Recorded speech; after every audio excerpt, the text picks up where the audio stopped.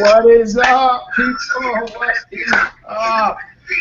We got the word is live. The word is live, and this one is going to be crazy good. If I do this right, and Kiki helps me do this right, I'm gonna make some of y'all mad. I'm gonna motivate some of y'all. Some of y'all are gonna go home crying. Some of y'all are gonna have to ask your parents, "Do I really do that?" You're gonna go to your best friends, "Am I really like that?" You're gonna think twice about posting on Facebook. It's gonna change everything. We've got an amazing guest. Kiki, do we not have an amazing guest? Yes, we sure do. It's a little, it's interesting. It's pulling in a whole new perspective. I think it's going to be good. Yes, yes. So people, the word is where you come. As a refresher for those of you new, the word is where you come to get your straight-up sales wisdom, where you come to get knowledge on success, personal growth, motivation, and making your numbers in life or in a sales job. So with that, I don't even want to mess around any longer. Let's get them on. Kiki, I would like to give you the honors. Who do we got joining us today? So we have Mr. David Dunning. He was a professor, a psychology professor at Cornell, and recently moved to the University of Michigan. Still teaching psychology, but he is most famous for, he did 4 different studies on being unskilled and being unaware of it, and just how scary that is. You know, first of all, you think you're better than you are, and then because you're so incompetent, you're not able to acknowledge that you're unskilled and need to do some growing. So David Dunning, welcome, my main man. Welcome. And you're on mute. So up towards the top, there's a little microphone button.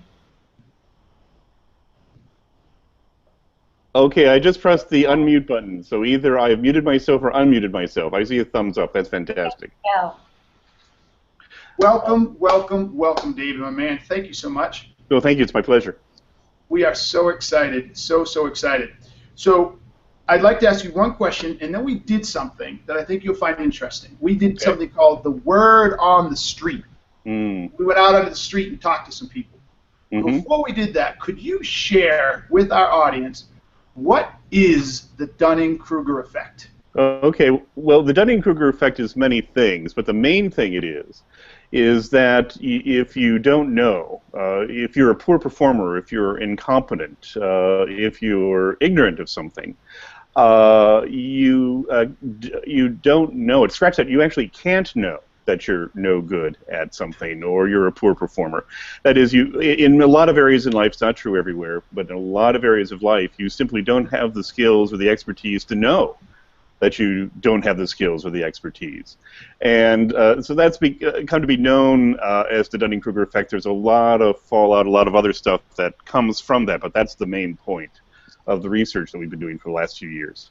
So basically what you're saying, people suck, and they continue to move through life sucking and don't even know that they suck. In fact, yeah, you can imagine that part of the reason why a lot of people suck is they just have no clue that they're sucking. If they knew... Well, first off, if they knew, right, they'd be getting advice, and so they would no longer be sucking. They would be sucking less. But just logically, people who suck can't know that they're sucking. But it's a problem that people think they're doing just fine. They think they're experts. They think they're superior. They think they're talented, when in fact they're not. And that's just, unfortunately, a part of the human condition that infects all of us. Okay, so then using that logic, if I follow that logic tree, if we ask people if they're good at something, they're going to tell us they're good, even though they suck. Most of the time. That is, you'll get some people who doubt themselves. Oh, that's always true. But if you take a look, at least in the United States and North America, if people are going to make a mistake, it's going to be overrating themselves. And it won't be overrating themselves a little bit. It's going to be overrating themselves a lot. And, and the reason for that is they can't really identify the shortcomings that they have. Well, let's put this to the test, Dee. Okay. What do you think of them apples? I'm all for tests. All right, so Kiki, what do we got? Let's do this. We went out onto the street and we asked people, David, what they thought of themselves. Let's hear what they have to say. What's the word on the street? So what is your profession? I'm in sales. You're in sales. Yeah. And on a scale of 1 to 10, how would you say you rank? I'm a 10. So what do you do for a living? I'm the co-founder of Ramp Up. Co-founder of Ramp Up here. Yeah. So do you do any sales with that position? We do, regularly. How would you rank yourself on a scale of 1 to 10 in your sales abilities? 9. I'm an HR manager. Wonderful. And how would you rank yourself on a scale of 1 to 10? 11. Okay, Ron, what do you do for a living? Sales. Sales, perfect. And on a scale of 1 to 10, how would you rank your sales abilities? 10. 10? What is it that you do for a living? I am currently an IT program manager. Wonderful. And you? IT project manager. And how would you each rank yourself? I would rank myself right now at about a 6. A 6? And why would you say that? Just starting. Congratulations. Congratulations. And how would you rank yourself? Am I going to be cocky if I say 8? No. 8. Okay. And why would you say 8? I've been in the IT industry for over 8 years, and I have a lot of education and experience. I'm an accountant. Accountant? Yep. How would you rank yourself on a scale of 1 to 10? I would say I'm a classic 6. Classic 6. And why do you rank yourself 6? Because I got that little above average going, but there's still the average there. Okay. Perfect. And Joel, what do you do for a living? I'm an accountant too. And how would you rank yourself? Like I said, is it me personally or Yes. How you see yourself in your role? your abilities? I like seeing myself. 6 is solid, but I'm gonna have to throw up a 7. Okay. Just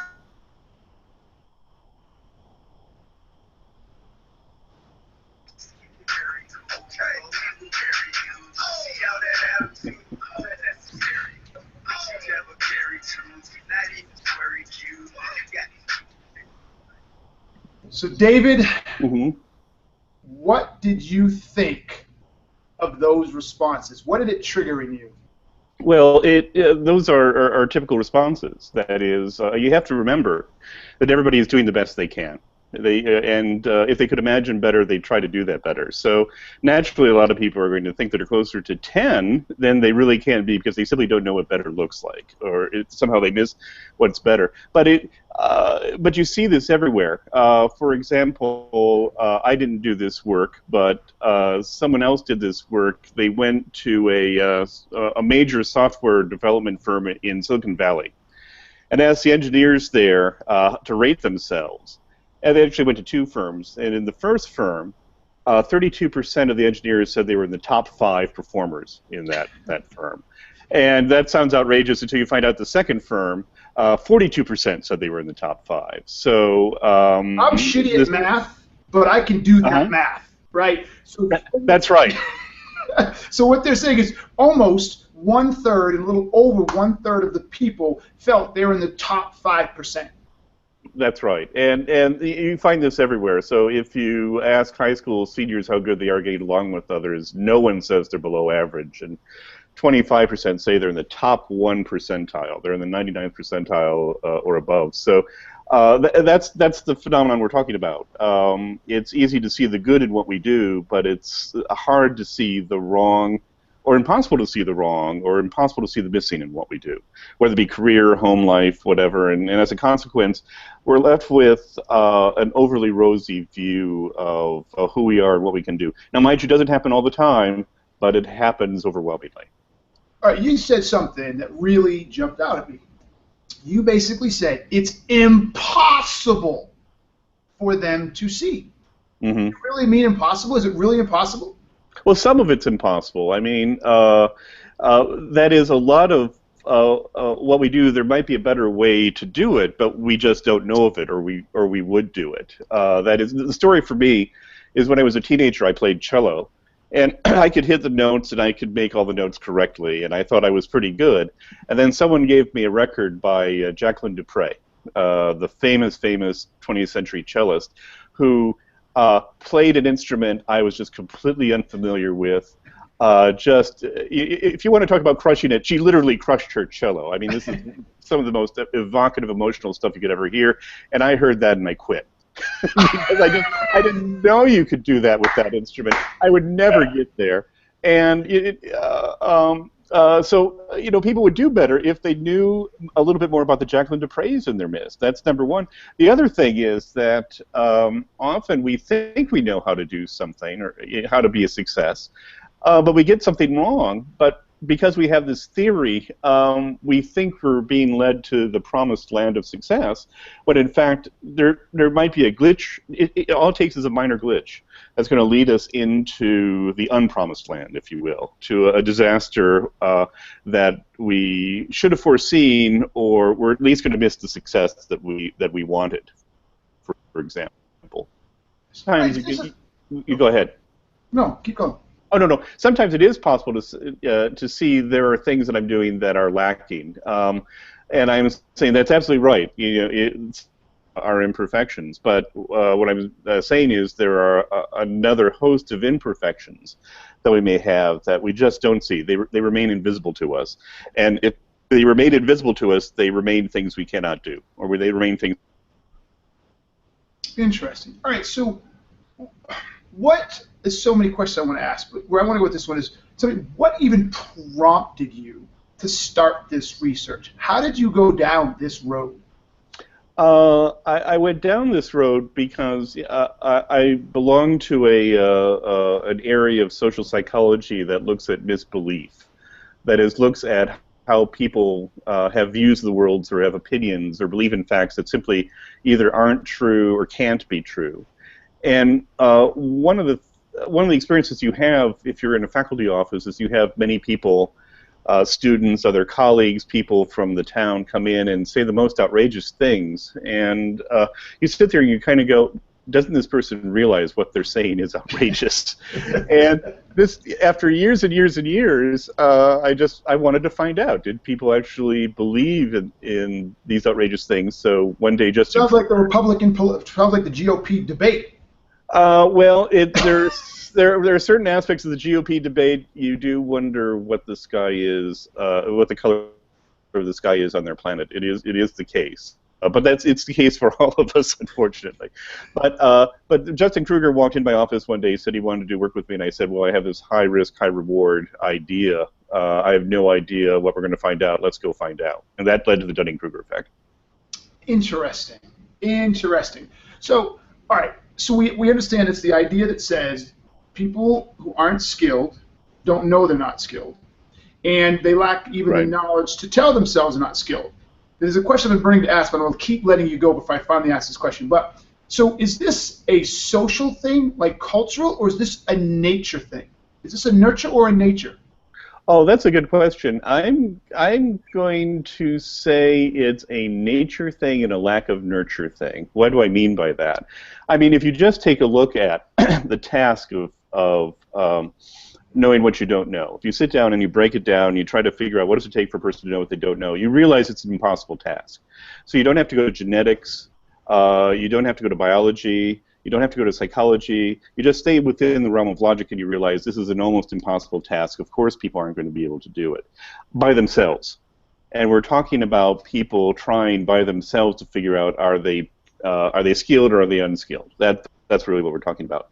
It's a lack of nurture thing because often the evidence is out there. I mean, the knowledge, the expertise is out there to be able to tell you whether or not you're unskilled or skilled. And either people don't take advantage of it, or the world doesn't realize this is an issue that we have to help people with.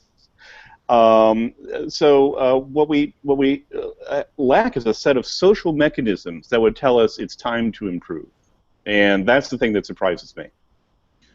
Oh man, this is opening up such a huge can of worms. Right? Exactly. Society doesn't tell us that we need to improve. So I'm going to go this way.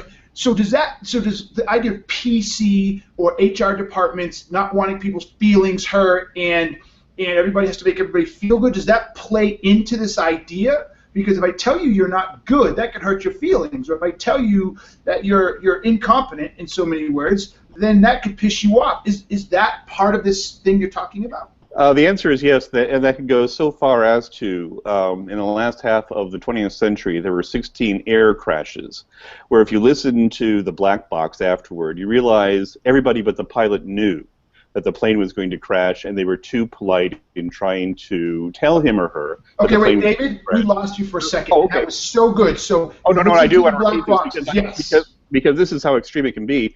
That is, politeness makes the world a wonderful place, but politeness does have its dark side, and its dark side is in the last half of the 20th century, there were 16 air crashes that occurred. That if you listen to the black box afterward, the crew knew the plane was in trouble, but was too polite to tell the pilot. What? Yes, that's how far that is. Our ability to say, well, I once had a colleague who gave a speech that was so bad that when he asked people afterward how it was, people would only venture that, well, gee, people are going to be talking about that speech for years.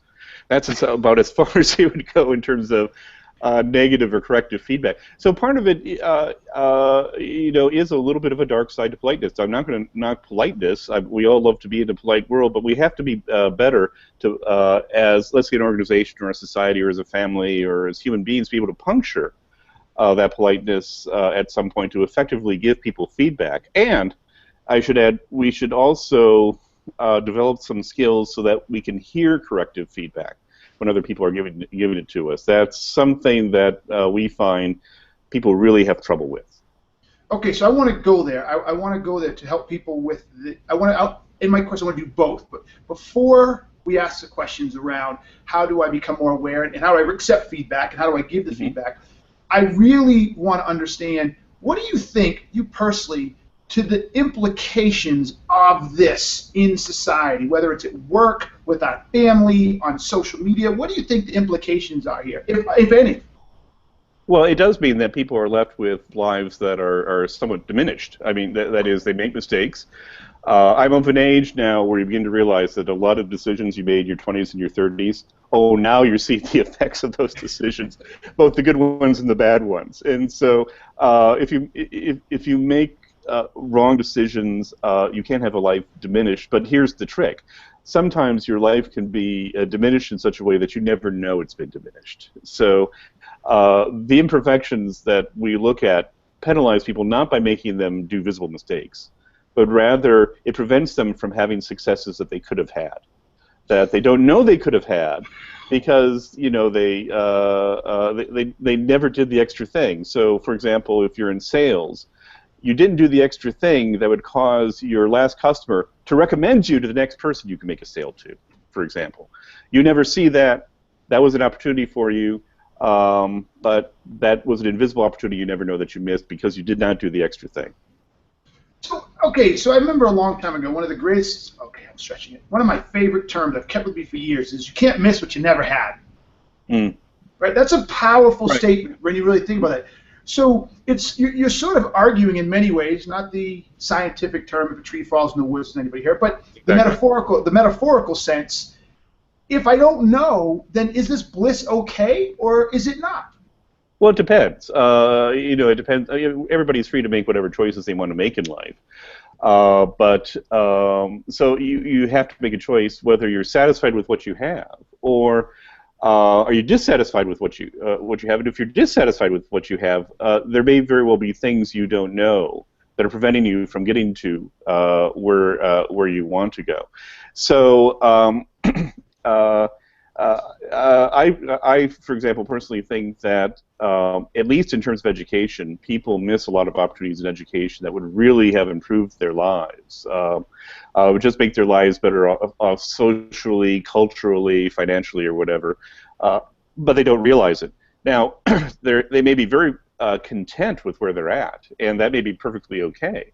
But they're also, I forget who said it, people can lead lives of quiet disappointment, who exactly are disappointed, and it's a sort of a free-floating disappointment, because they literally don't know what was the point in the decision tree that led them on this path as opposed to another path. But you're right, now we're getting to some very substantive, heavy issues in ethics, heavy issues in philosophy. But the key is that what causes people to live with their imperfections and be quite satisfied with their imperfections. You literally don't see the penalties for those imperfections. It just never happens. Or it involves things that never happen that you never know never happen, which could lead people to be quite content where they are. Could a good metaphor be like a horse with blinders, or when the barn is burning, you put blindfolds on the horse and he's perfectly okay? Is that a good metaphor? That the horse can see what the horse can see and never misses the things on the side, if you will. Interesting. Yeah. Interesting. All right, so then if that's the case, talk to us about how as individuals are we affected by this? Like, right? How does it affect us? I'm assuming it affects all of us to varying degrees. No one's it's not escapable. No one's void of it happening. And what do we do? How do we become conscious of this unconscious? Well, I think it affects us in a lot of different ways because each of us has our pockets of incompetence that we don't know about. For some, it's more severe. For some people, it's more flamboyant than for other people. But this is something that's all about us. And by the way, I should mention, if you look at the internet, people like to throw the Dunning-Kruger effect as an epithet at other people. You are suffering from the Dunning-Kruger effect. And I wince at that because that's almost getting it right but not getting it right, because the Dunning-Kruger effect is not about the person you're arguing with. The Dunning-Kruger effect is about you, me. And it really should be about the self. I think the main thing is that a lot of this occurs because, at least in our culture, we really depend on the person to diagnose themselves, to be their own doctor, if you will. In fact, in medicine, it's policy.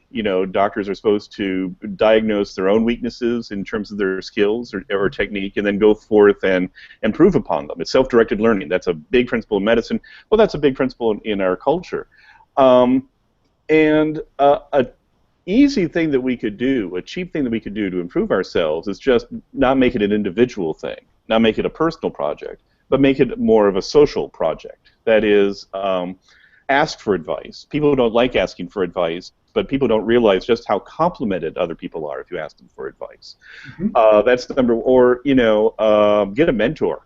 Yes. Life is just so much easier in ways that you could not imagine. Well, yeah, of course, ways that you cannot imagine. You cannot imagine. Exactly. That's the whole point. If you can get someone who's older, who's lived through it, that is, the old Chinese proverb is, to find out the road ahead, ask those who are coming back. Yes. What the experience is like. I think that can just make life so much easier that it's well worth the bargain. Or, we may have our own pockets of incompetence, but luckily, except for a few areas, we all don't match up.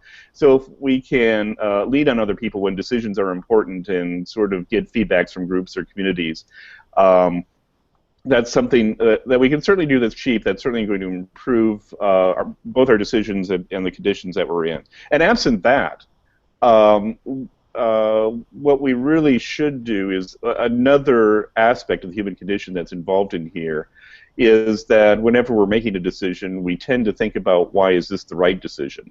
We really should be spending time, when it's important, asking, how could I be wrong here? That is, how could I be heading us down the wrong path? So, a lot of good organizations appoint a person to be a devil's advocate. That is, they're appointed, and it rotates among people. This person is just there to whine about how the group is making the wrong decision or poking holes in the reasoning of the group. And those groups do better. I mean, there's been work done on that in scientific groups. And the scientific groups that assign people to poke holes in the reasoning of everybody else make better decisions at the end of the day, or more productive at the end of the day. And if you can't find that person, try to be that person. And one exercise that for yourself, and one exercise that I do is that if it's an important decision, I'll simply say, okay, I'm going to make this decision. I've made this decision. It's 3 years later. The decision turned out to be horribly wrong. Okay, imagine what happened to make it horribly wrong. That is, I try to pretend I'm looking back, and the whole thing just went screwy. That often is a very good exercise for me to point out things that I should be maybe a little bit more worried about. So, David, I live. Okay. How do I say this? It seems to me, everything you're saying, it seems to me that there's a great deal of humility required here. It almost seems to me that anybody who reads the Dunning-Kruger effect should almost be changed to the Dunning-Kruger trigger. Because the minute you read your studies, you read reviews, and you understand it, you would think, it would almost by default force me to say, whoa, I don't know enough, right? And begin to look for the mentor. So self-directed learning can still be part of I don't know what I don't know. Exactly. So I need to find a mentor. I need to read a book. I'm a huge skier, and when people ask me if I'm a good skier, I'm like, yeah, I'm pretty good. But the truth is, I've got a level 2 certification how to teach. I can ski pretty well, and I know how complicated it is and complex it is. But I only ski with people better than me, which is becoming more and more difficult. But I only ski people with better than me because they go places that I'm like, I wouldn't go on my own, and they do things I can't do, and I visually watch them. But I got there because I finally recognized that I wasn't that good, and the only way to get better. So there's this humility. How do people do that? Like, it seems to me too many people are trying to defend their position, protect their sense of self, not open up and say, okay, I suck. Right. No, I agree with you. That is, and in fact, above my desk at my office, I have a little Post-it note with the word humility on it that I put there. You know, I brought it with me from Cornell because that is the word. But the question is, okay, how do you do that other than, you know, just beat yourself and say, well, of course I could be wrong. End of story. You know, because the trick here isn't thinking less positively of yourself. The trick is avoiding error. The trick is avoiding being the poor performer. How do you do that? And so I think there are a lot of things that people can do. We've talked about getting a mentor. We've talked about at least considering how you might be wrong.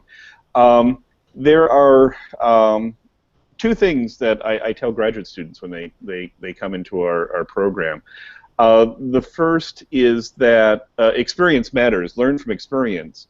But there are two different ways you can have experience. One is, for example, you can go into sales, for example, and have 30 years of experience, and you learn and you become better and so forth.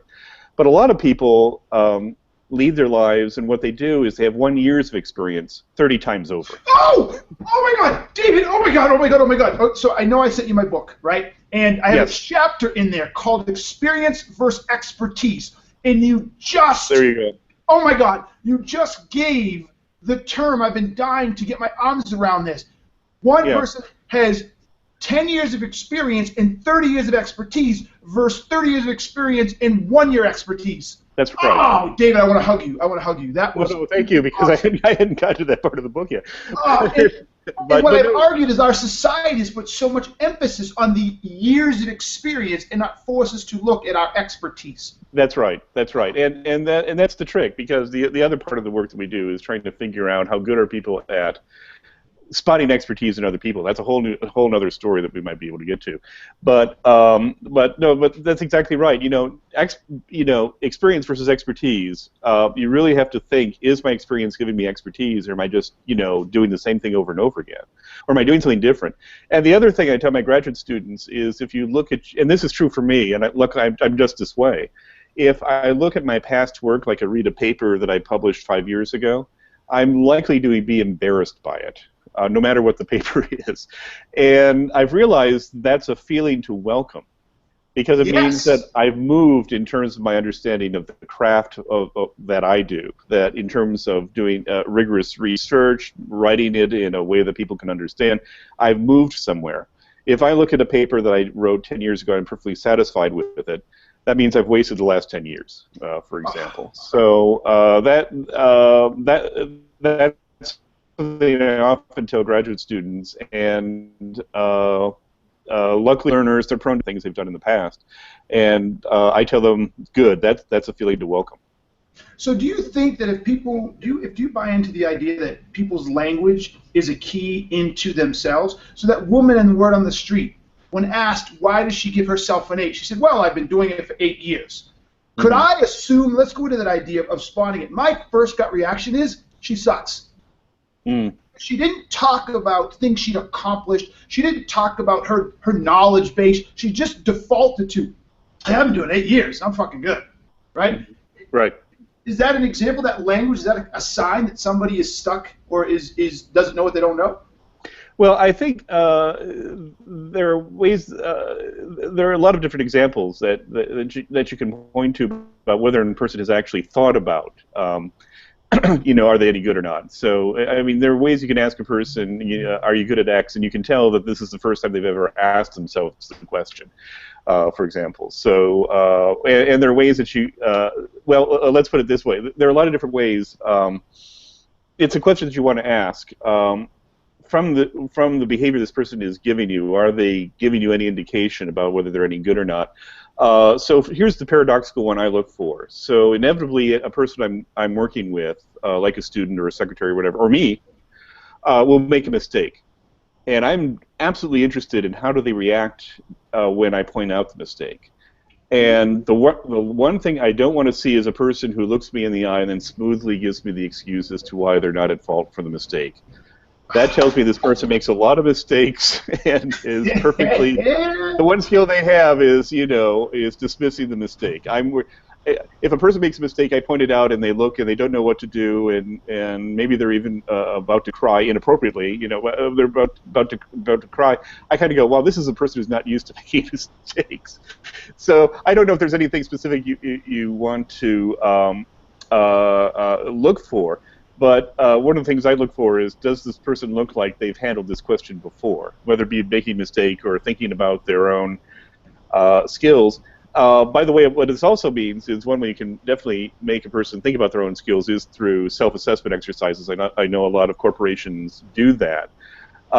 They may not do it as wisely as they could, because, as you've pointed out, a self-assessment exercise should be about what you've done, your accomplishments, or maybe the mistakes you've made. It shouldn't be about your labels you put on yourself, like I'm a good engineer, or I'm an experienced person, or I'm socially skilled. That's too abstract. You want to talk about what have I done. Oh both my on God! The good side and the bad side. That's David, what you want people to do. Oh my God! You make me so excited because I am not a PhD. I am not a learned man. I read a lot of books. I apply lots of shit. But I have a whole section on this in my book. I fight with my clients sometimes, right, who hire people and they say, we need 15 years of experience. And I say, I will not do that.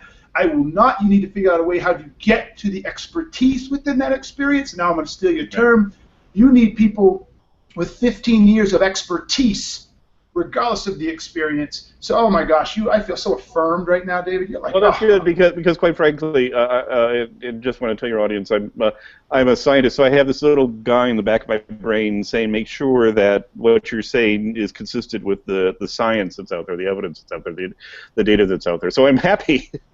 I'm happy too. That you're resonating with what the science says in terms of trying to figure out who you are and trying to figure out how you can become more expert. That's terrific. So, all right. So a lot of our listeners are sales managers, sales leaders, they're salespeople, they're entrepreneurs, they're CEOs of startups, right? We got a lot of these people who wear a lot of hats and have to do a lot of stuff and don't have tons of support. And hires are critical. So let's talk about this. What is the impact? Or no, let me ask you differently. How do I look for someone who suffers from the Dunning-Kruger effect? I know you don't really like that term, but how do I know if someone is really self-aware or I'm getting someone who's going to respond well to growth versus someone who's going to, how do I do that in the interview? Well, I think your question actually contains the seeds of an answer, which is, to what extent does a person think of themselves as a work in progress, as opposed to, and they're willing to talk about growth, as opposed to, no, I'm a finished product, I've got everything you want, I am everything that you need, all wrapped up with nary an imperfection. No. You want something who's willing to talk first about accomplishments, about behaviors in the past. Second, talk about weaknesses in the past. Talk about ways they would like to grow, and also, how does a person respond when things go wrong? Because actually, a lot of a success of an organization depends on how do people respond when things go wrong or when things go imperfectly. And so the question becomes, how does a person respond when when something goes wrong. And there's a story of a famous surgeon who interviewed people to be interns, and what he felt was related to being a successful surgeon was asking these interns, okay, something went wrong, why did it go wrong? And did the surgeon try to draw a lesson from it?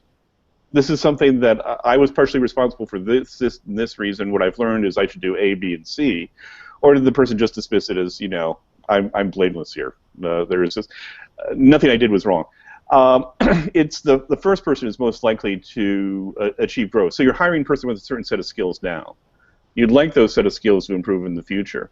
It's the first person who's willing to basically talk about how they may be responsible for things that go wrong and how they could learn, as opposed to a person who can just dismiss out of hand even the idea that they've done wrong. So when I want to ask a question of a salesperson, it says something, tell me about a complex deal that you lost and what happened. Okay. Now, do I want to lead them? Do I want to lead them and say, tell me what you learned from it? Or do I just leave it alone and say what happened and see if they offer the learnings? I'm a great believer in leaving it alone. Actually, that is, I don't want them to answer my question. I want them to figure out what question I'm asking. Ooh, so, all right. But I'm this is a little bit off. But I'm known to do that. I'm known to in interviews with people just sort of sit there and let the other person try to figure out, okay, what should I be doing here? No, I don't think you want to lead them, because you don't want to assess how good they are picking up social cues about what they should be. How they should be answering. What you want to do is basically find out how does a person respond to things going wrong. Excellent. And do they take responsibility, and do they see it as an opportunity for growth? And this is another thing that I think is important to think about. People can adopt different mindsets. This comes from, for example, the work of Carol Dweck, for example, about whether they have a growth mindset or they have a fixed mindset. Am I already a completing on myself? And people who are still working on themselves improve, or at least that's how they respond to setbacks. They figure out how they should respond to them in a better way. People in a fixed mindset are more about fixing blame, if you will. And so not only do you not get the growth, you get some behavior that can be personally annoying, quite frankly, about hearing how they're faultless, and I don't want to hear about that. That's not why we're talking. So one of the things I do in interviews is I love growth. I'm a huge fan of growth. I joke that I'm a learned person. I'm not a learned person. Look, I went to college. I didn't actually get to my degree until I was 46. I dropped out with 3 credit hours to go, and then one day I woke up and said, I paid all my school loans. I don't have that stupid piece of paper, so I might as well get the piece of paper. So I got it. But what? Oh my gosh, where was I going with this? So, I completely lost my train of thought on this. So where was I going with this? So, all right, I'll come back to it. I lost my whole train of thought. So we'll go back to Carol Dweck. And this idea we were talking about her in the beginning of the show. This idea that says focusing on getting better versus focusing on a goal, right? That says I want to win the U.S. Open. I want to get to, in sales, I want to get to 120% of quota, versus the people who say, I want to get better at a particular thing. Where do you see, because that's Carol Dweck's work, where do you see your work and Carol's sort of intervening or intersecting as it relates to individuals? Well, I think it relates to individuals in the sense that you have one of the tasks that we have to deal with is learning about yourself. You're figuring, the Greeks said to know thyself, and what our work suggests is that it's very hard to know thyself. If you break it down, it's an impossible task. It's a doable task, especially if you lean on other people and get advice and monitor what other people do. Take them as role models, for example. It's a task that you can get better at. So all this stuff puts an accent on the growth perspective, let's say, as opposed to the fixed, stable perspective. Now, like you, I had a point that I was going to make, and I just lost it as well. So I'll help you, because I got it back, the growth mindset. And the reason I brought up my history is most all my high school teachers would not believe anywhere. I write for Forbes now. They all laugh. No way they ever saw that as a kid. What I got into in my life is I started to realize that I, very much a Dweck disciple before I even knew who she was, I knew that my intelligence or my skills were not ingrained. They were not anchored. They weren't finite, right? They weren't finite. I knew they were infinite, and I knew the only way to capitalize on those was to keep learning. So I would read books all the time. I was constantly trying to get new information, not even know what I would do with it. So one of the questions I ask in interviews is I say to people, hey, what's the last sales book you read? How long ago? How many sales books have you read? When's the last leadership book you read? Not company forced, not company dictated. What 4 or 5 blogs do you follow? My general consensus, and tell me if I'm wrong, and for other people who do this, when somebody doesn't have an answer or it's been 2 or 3 years, they don't follow any blogs, that's a huge red flag to me, because what that tells me is you don't give a shit about your personal development, and you probably are a guy with 2 years expertise and 30 years of experience. Well, I would worry a little bit about it. I mean, to the extent we're concerned about whoever the person is now. They can be a different person, they can be a much more fantastic person, whatever you name it. 2 or 3 or 4 or 5 years down the line, you want to make sure that they're on that task, if you will. And I just because not only is there being good, there's something else that is a tricky business that I think people often miss, and that our work suggests people should be more mindful of, which is often success doesn't depend on having the skills necessary to complete the task. It depends on knowing what the task is. That is, what's the proper goal you should be aiming for. What do you want to do with your life, or what do you want to do with your career? Often, success is being skilled at knowing this is the this is the thing I should be working on. This is the task. I thought this over here was the task, but no, this over here is the task. So for example, when I was a young professor, I thought the task of being a scientist was getting work published. And then it finally dawned on me, no, that's not the task. It's getting work published that someone else is actually going to read. Actually, wildly changed what the work was about when I realized, no, I've got this wrong. And so I was very good at getting work published, but getting work published that a person read, well, that meant I had to work on a skill set. And even now, I'm thinking, okay, I can now do work that people read. But what really should be the task that I'm doing with this science thing that I do? So okay, so can I put you on the spot? Go ahead. Can I put you on the spot? Because I love what you just said. You just talked about a life learning, about the idea that says it wasn't just to publish work; it's to publish work people read. Now I'm going to put you on the spot. Is that okay? Sure. You just got on Twitter an hour and a half ago. That is correct. Thanks to you, by the way. Oh, yes, but could this sort of be an example of what you're talking about? Because I'll leave it at that. Oh, no. I think that's right, because the other aspect of always being on the growth curve is that, quite frankly, the world changes. And there might be tasks or challenges or opportunities out there that weren't out there a long time ago. So I'm a social psychologist. I do research in social psychology. 30 years ago was absolutely sufficient that only social psychologists read my work, because that's the only people who had access to it, the only people who were interested. Now in 2015, 30 years later, that's not true. I mean, there are a lot of smart people in the world, I discovered, not in academics, smarter than the people in academics, who find their way to the psychological research. And so that the task has changed. So it isn't that I haven't found the right task. The task itself potentially has changed, where one of the things I don't do but may need to think about more is doing work that has a positive impact not only in the academic world but the non-academic world, making it accessible to the non-academic world.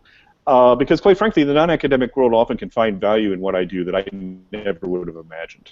I found that out, and that's been very pleasing, but that means the task might be deliberately going for a larger reach than I ever would have imagined, let's say 6 months ago. But some fine people have given me wise counsel about getting the word out. And so finally, thank you for getting me on Twitter. Oh, my pleasure, dude. I'm a huge fan. I found you. I'm a non-academic. I found you 2.5 years ago when I was researching metacognition, read the entire research paper, and you've been on the tip of my tongue, and I've quoted you or created my own quotes of you for 2.5 years now. So I was thrilled when you picked up the phone on my first call and said you do the show. So thank you. Oh, great, Love it. great. So great. I want this to be a platform for you to get more exposure and to help drive your work, because at the end of the day, it's the application of your work where the real value comes from. Not just even reading it. What if I toss this out to you? It's not just now that you write it, and it's not now that people actually read it. It's to actually apply it for the better good. That's right. That's right, and not only that is that, and there's feedback that comes back as well. So there are lots of applications to this work I never would have thought of, and lots of ways that this work is important that I never would have thought of. I was doing it because I was curious about how can people be saying these outrageous things in my office, or I'd read these outrageous things, the criminals do that. Of course, are going to get them caught, but they go ahead and do them anyway. But other people have taken the work that we've done as a result of that and found real value in what we did, and that's them. That's not us. But it only happened because the task changed in terms of, okay, what do you do with a piece of research? Do you get it published, or do you send it out in the world so that it can find its true value? Mm-hmm. Mm-hmm. I love that. I love that. So, all right, I want to take us back into this because there's another area I want to go. All right, so you've offered amazing insight on the idea of more self-awareness, humility, I don't know what I don't know, growth, right? All of this stuff is in there, and I hope everybody is paying attention to this because it starts with us. Mm. But we have all had to deal with the person who just doesn't get it. And usually if it's in a position of authority, our boss, well, I won't go with our parents, I'll leave that one out of there, but someone in authority, right. What do we do then, David? Well, it depends, because there are a whole lot of different animals we're dealing with when we're dealing with people who are unskilled or unknowledgeable and don't know it. I mean, someone a long time ago pointed out to me that bosses, by definition, are going to be unknowledgeable, because often what they have to do is they have to corral a lot of different departments, a lot of different sets of expertise, so they're never going to know as much as you know. So you have to remember that, by definition, you have a person who, A, doesn't know what you know, and B, unfortunately has someone else talking in his or her ear, telling them to do things that you don't like. So you give them a break. Try to make your case for your boss, but no, sometimes you're dealing with a boss who, by definition, is going to have to be at times difficult. Now, in dealing with incompetent people, people can be unaware or incompetent because they're just simply young and inexperienced, and you tell them, and they immediately get it, and so good, you've dealt with it. Or you can have a person who's defensive, and they're not getting it because they're trying to protect their self-esteem. They're trying to protect their self-esteem. That one's a little bit harder. What you have to do is, there are some tricks of the trade to try to make sure people aren't defensive. Like, talk about specifics and behaviors. Don't talk about the character of the person. Yes. Talk about what they do well as what they do poorly. There are things you can do, so you have to deal with that. And then sometimes there are just some people who don't have it, and you sometimes have to let them go because tell them that this is just not the area for them because you've given them advice. And something's missing, and you may know what that missing thing is, you may not know what that missing thing is, but it just isn't happening. And you do have to give them a chance to prove themselves, but if they're in that third category, sometimes you do have to let them go. Do you know of any research, or have you thought about this? It's a two-part question. First, will an organization benefit by trying to build a culture of feedback or realism or whatever the choice of words we want there? So the whole culture is built around the understanding that we're all not as good as we like to think we are, and that we all suffer from this to a certain degree. And so we're going to build a culture that gets right to that through mentors and feedback. And if so, would those type of companies outperform other companies who are afraid to go down that road? The traditional HR thing we talked about earlier. Don't upset this person. Their feelings got hurt. Blah blah blah. I think the answer is yes, but you have to be careful and you have to be clever. That is, you just can't start giving people feedback, because a lot of companies decide they're going to give people feedback, but they really don't do it in a careful way, and it backfires badly. But here's what companies do that cause things to backfire. They give you your evaluation when it comes time to decide what your merit pay increase is going to be. Great, terrific. Make this an entirely pressure-filled situation for a person. How much are they going to be paid? And now you're going to give them feedback, some of it negative. That's not a great way. Or you're going to be nice until you can't take it anymore, and so you go to a person and you yell your feedback at them. Now this person isn't hearing feedback. This person is hearing a yelling idiot. That isn't going to work. So what you need to do is have feedback disconnected with consequential points like merit pay. You have to make it something that's expected and regular, so that you're not waiting until your boss, that is, your boss doesn't wait until he or she explodes to give you feedback. They're giving you feedback all the time. You make sure that the feedback is concrete and specific. We've hit upon that a lot of different time. The feedback, which is basically tantamount to saying you suck, is not very helpful.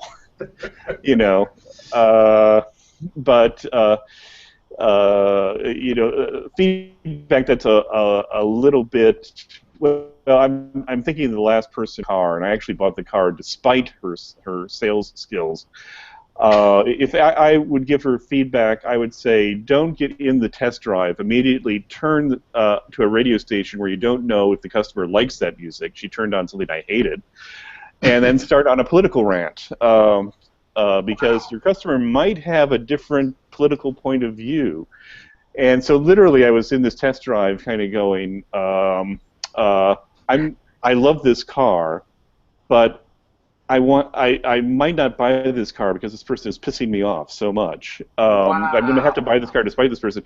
If you put me in a feedback situation with her, I wouldn't say you're stupid, you suck. No, I would say, watch out for incidental things you might do that might irritate your customer. For example, with me, here are the specific things you did. I happen not to like that variant of country and western music. Sorry, Ann. When you brought up politics, I went, oh no, this is like a cab ride I've had in many, many different cities in the world, in which the person's now going to say very outrageous things, and I just don't want to have to deal with it. So I'd be more specific with the behaviors that she did that actually put that sale at risk. I bought the car, but despite her efforts, quite frankly. So, if you're skilled at giving feedback and you create a culture where people understand that they should be receiving feedback and become skilled themselves and practice themselves at receiving feedback, I have to imagine that organization is going to do much better than another organization where people are left in the dark. All right, I like that. I'm a huge fan of feedback, huge fan of coaching. We have a coaching thing here, don't we, Keek? So this is good. All right, so we're coming to the end. This has been unbelievable. Kiki, do we have any questions? Anybody have any questions out there? Surprisingly, we've got a ton of shares, a ton of good feedback, but no questions. All right, so if anybody has a question in the last couple of minutes, jump in now. Let it be known. So, David, I'm going to let you sort of take us down the last road. What did we not talk about? What story do you have that you'd like to share? What do you want our audience to know about this, or what do you want to give here in this? I think I'd like to share two things that are related. The first is that it's just a part of the human condition that we don't know what we don't know. That the vastness of our ignorance is just something that's invisible to us, and that means we're going to make mistakes at times, but don't get too shook up about it. Congratulations, you're human. This is what everybody goes through. So for myself, when I make a mistake, I just, it's just a thing. I mean, I don't get too upset about it anymore. I now learn to expect them. The second thing is that we've been talking about knowing yourself. The same set of issues create a problem in terms of knowing other people and knowing who's the expert in the room. And in fact, we have work showing that the problem for real geniuses or experts out there in the world is everybody else, no one else has the same level of expertise or genius that allows them to recognize just how good the genius is. So yes. Geniuses out there in the world often are completely misunderstood or underestimated. And the data are just coming in like you wouldn't believe. It's just as big, if you will, as the Dunning-Kruger effect. But we've named this one so it doesn't get named after us. We're naming this the Cassandra Quandary, after the princess in Greek mythology who was given the gift of prophecy, but cursed such that no one else would ever believe her. But what that means is, once again, so if you want to assess a person's expertise, you really do have to look at the objective. You really want to take a look at accomplishments, essentially. That's a truer guide than even maybe your own assessment of the person's expertise, because how can we judge another person's expertise when we're imperfect ourselves? So that we haven't covered that, but that's sort of a newer angle that we've been looking at that has turned out to be just as rich and as interesting as the Dunning-Kruger effect. So have you finished? Has this research been published? Is it out there? Can I start learning about it now? Not yet?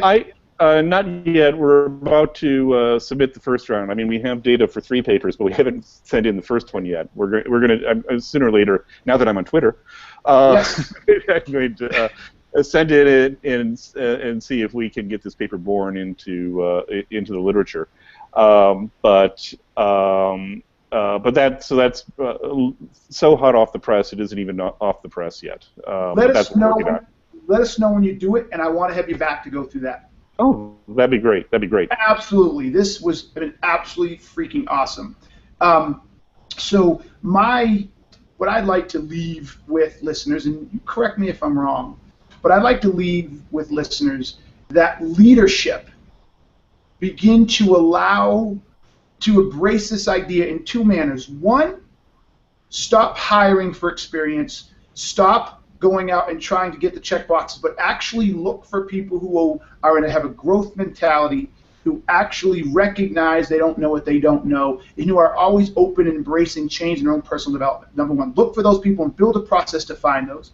And 2, appreciate the fact that you don't know it all, and that you yourself can benefit from this and grow yourself.